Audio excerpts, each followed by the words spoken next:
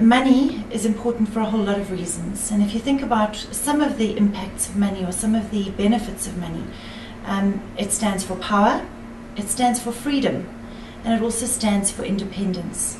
And every woman has a duty to know what's going on and what their financial affairs look like.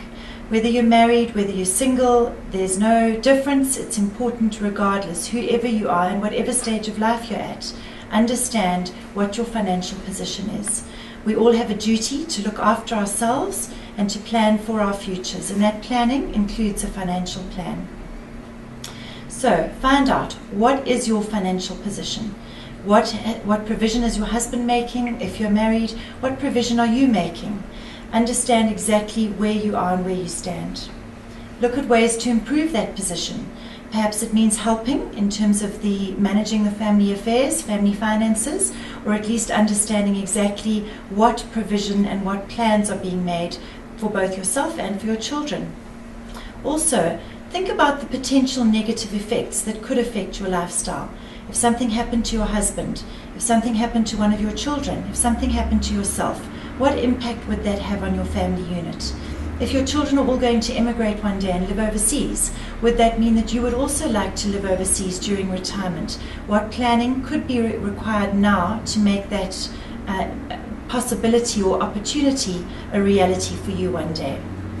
So there are a couple of very important steps that I recommend as a starting point. Number one, make sure you have a budget. And it's no good just putting the budget in place. You have to actually measure yourself according to that budget and see whether you're living up to it, whether there's any fat in it. If you're not coming out on that budget, then clearly it's not a realistic one and it needs to be re-looked at.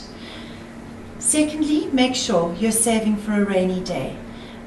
We, as I said, don't know what's going to happen in the future, but if you've started early enough and put some money away, it makes things a lot easier when things don't turn out the way you plan. So anything as a little backstop is better than nothing at all.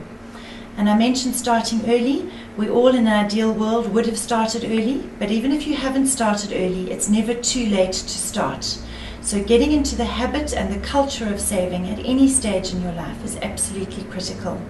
The one big benefit of starting early is the power of compounding. So the earlier you start, the less you actually have to put away if you're wanting to prepare for a comfortable retirement. It's also very good for children to grow up in a home where they see a culture of saving, because it's a life lesson that is so underrated and so undertaught, and it's a habit that is so easy to get into. And for people who've made that shift and got into the habit, it's amazing the power they feel when they see a statement at the end of the month or the end of the quarter showing a portfolio value that started to rise. So take control. Make sure that you have made the necessary plans to empower yourself financially, because that financial independence and power will lead to other areas of independence and power in your life.